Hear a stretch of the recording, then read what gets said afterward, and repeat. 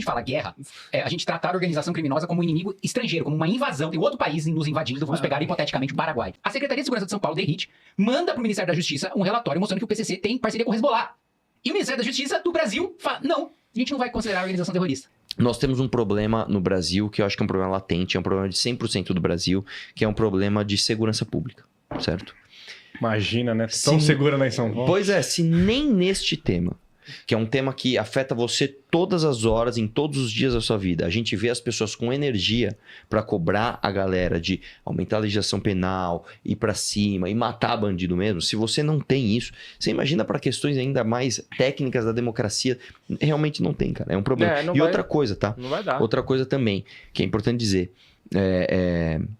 que eu acho que faz toda a diferença, né? Quando você fala de bet, quando você fala de situação econômica do Brasil, não dá para você não entender o Brasil como um todo e entender que o problema de segurança pública nosso afeta diretamente a nossa economia.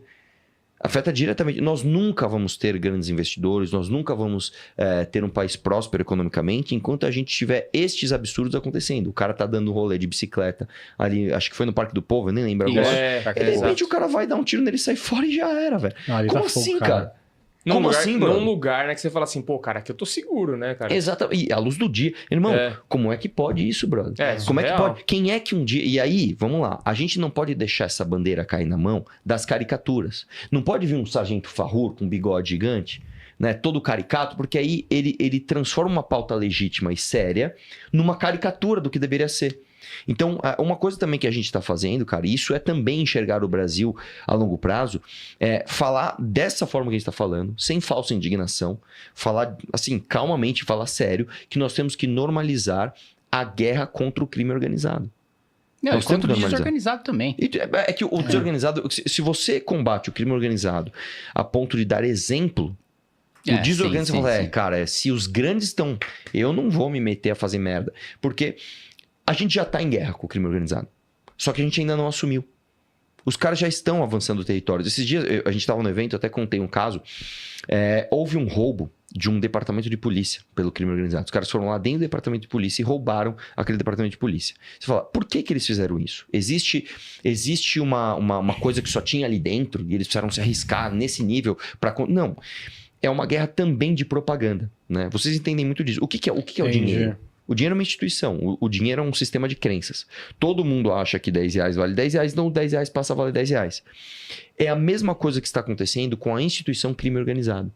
A polícia não é uma pessoa, a polícia não é um prédio, a polícia é uma instituição que está se enfraquecendo na cabeça das pessoas, enquanto a instituição crime organizado se fortalece na cabeça, principalmente do jovem periférico, como um meio de acesso a novinhas, moto, carro, e não sei o que lá. Bom, eu quero uma novinha sentando em mim. Já sei, vou entrar para o crime organizado. Não, até mesmo esse relato que você falou, eu acho que transfere na cabeça da pessoa que, tipo assim, cara, se os caras estão invadindo a polícia, então nem é tão perigoso assim ficar contra a polícia.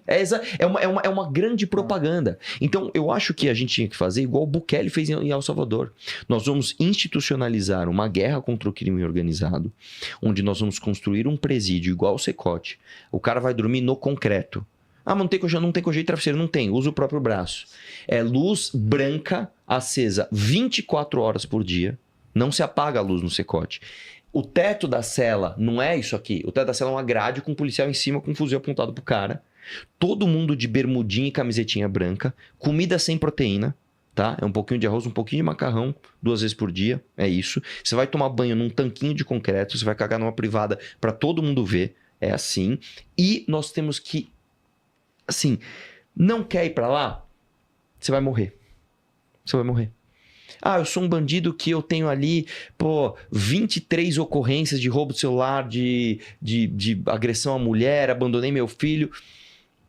Eu vou acabar vindo a óbito. Esse tem que ser o pensamento do brasileiro. Cara, não dá pra ser bandido no Brasil, porque ou você vai ser preso e vai ficar na cadeia, ou você vai morrer. Um presídio no meio do nada, tá? Já acho um absurdo aqui na Castelo. Também acho, tem que ser no meio do nada. Até pra você isolar celular. Eu trabalho minha empresa era em Guarulhos, cara. Toda vez, cara, que eu ia pra São Paulo, né, que vários clientes, você passava lá um tempão sem sinal do celular, porque tinha um presídio lá do lado. Então, tem que isolar? Tem. Então, tirar o sinal do celular? Tem. Então, isola o presídio, cara. Isola, vai lá, sei lá, vai num lugar central do Brasil, faz um puta de um complexo, onde o cara não vai ter nada além de mato em volta, e mete um secotezão lá, e é o seguinte, brother, a política do Brasil vai ser prendeu, matou, que é igual o Renan fala, prendeu, matou. O que aconteceu, como ele foi preso, e o outro, puta, veio a óbito, e o outro foi preso, e o outro, puta, o outro veio a óbito, e é isso. Sim. E é isso. Isso é pensar o Brasil a longo prazo. Isso é pegar e falar o seguinte, irmão, vamos meter o dedo da ferida e vamos falar. E outra coisa, por exemplo, vamos pegar a Amanda Vettorazzo. Amanda Vettorazzo, vereadora de São Paulo. Em menos de 4 meses de mandato, ela comprou uma briga com o crime organizado que nenhum desses bolsonaristas toscos, que são deputados federais, nem delegado Caveira, nem Paulo Bilinski, nem Farrur, nem cacete A4, nenhum deles comprou com o Oruan. Com um representante midiático do crime organizado. Ela fez um projeto que é o seguinte, prefeitura não vai contratar show com a apologia ao crime. E eu ainda iria mais longe. Nós vamos ter que proibir... liberdade de expressão, enfia no seu cu.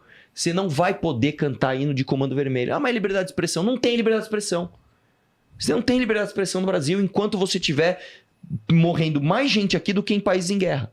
Então, não, você não pode cantar que você vai descer com várias titânio no pente e fazer um assalto na Avenida Brasil. Não, você não pode cantar isso. Eu não posso pedir liberdade pro meu papai, que é o Marcinho. Não, você não pode. Você vai ser preso se você fizer isso. Então, quem é que comprou essa briga de verdade?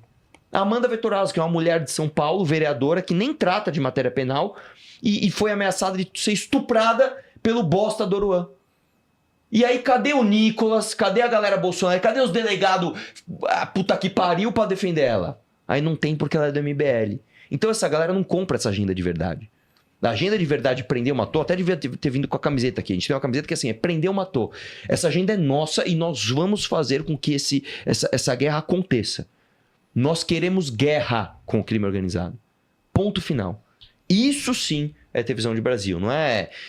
nossa, agora o novo presidente da Câmara aqui vai fazer o Brasil bombar, hein? Mete um foguetinho no Twitter aí. Se fuder, cara. Quando a gente fala guerra, é a gente tratar a organização criminosa como um inimigo estrangeiro, como uma invasão. Tem outro país nos invadindo. Vamos pegar hipoteticamente o Paraguai. Mas segundo o nosso governo não é terrorista. Tem um exato. Tem mais esse absurdo. Puta que pariu. A gente vem o governo americano oferecer dinheiro, oferecer ajuda pro governo brasileiro para falar, olha, nós vamos considerar, né? O PCC e o Comando Vermelho. PCC e o Comando Vermelho, porque são organizações criminosas transnacionais terroristas. A Secretaria de Segurança de São Paulo, DERIT, manda pro Ministério da Justiça um relatório mostrando que o PCC tem parceria com o Hezbollah. E o Ministério da Justiça do Brasil fala, não, a gente não vai considerar a organização terrorista. E...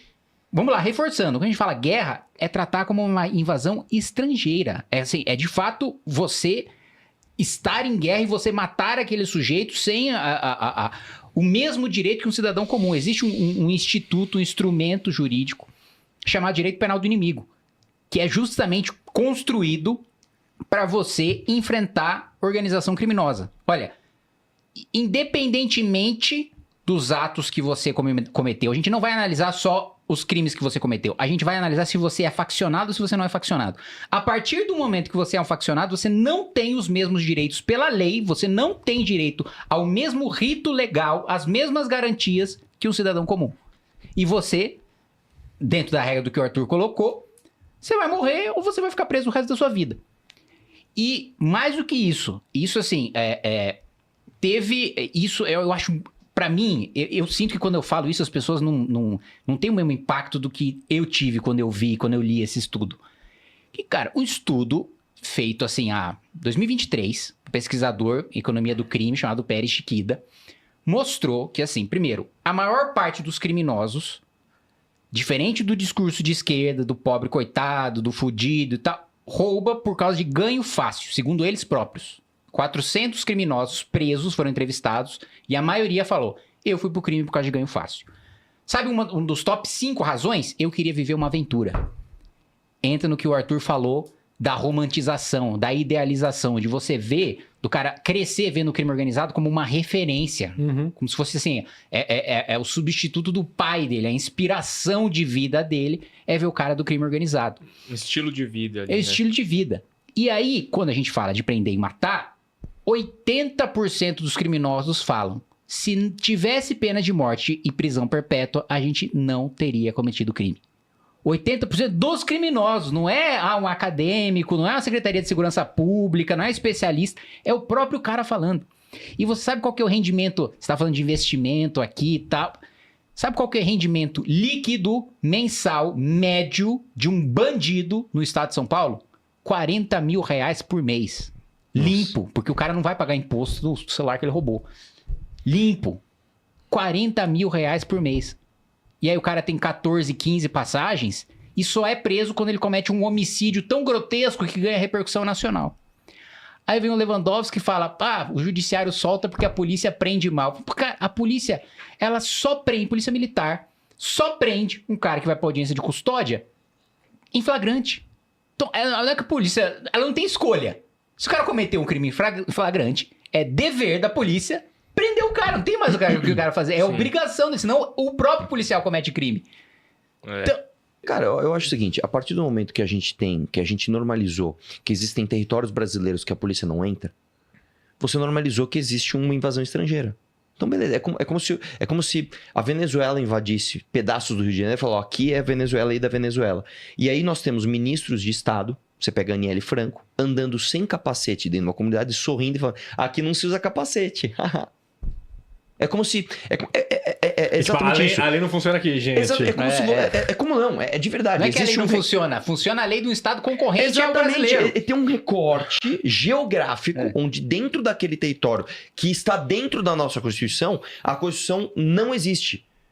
Não, aqui é outra coisa. Cara, isso é uma ameaça de guerra. Isso é uma ameaça estrangeira dentro... É uma ameaça estrangeira por brasileiros, entre aspas aqui. Sim. Você tem, de fato, domínio de territórios inteiros por crime organizado.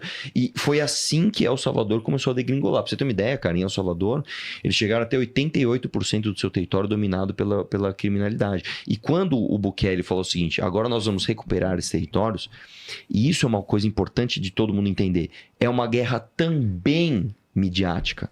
O cara foi lá quebrar lápide com o número 18, que era da gangue lá 18. Aí você fala, mas por que? O cara já tá morto, é uma lápide. Não interessa. Cara, eu fiz isso, eu vi isso. Eu estava na Cracolândia um dia, filmando a Cracolândia. Você olha nas paredes, 1533. 1533, o que é 1533? É PCC. São as letras do PCC, né? O 15 é o P, o 33 é o C e o C, PCC. Cara, o que você tem que fazer? Você pichou 1533, você vai preso. Ah, mas... Você vai preso, cara. Porque se institucionalizou que você ter um símbolo de 1533 é uma proteção de uma instituição paralela ao Estado que nós temos hoje, constitucional. Então, nós temos que acabar com esse imaginário. É uma guerra completa, né? Você não pode, e de guerra de Ucrânia eu entendo, hein? Você não pode ir na Rússia hoje com uma camiseta da Ucrânia.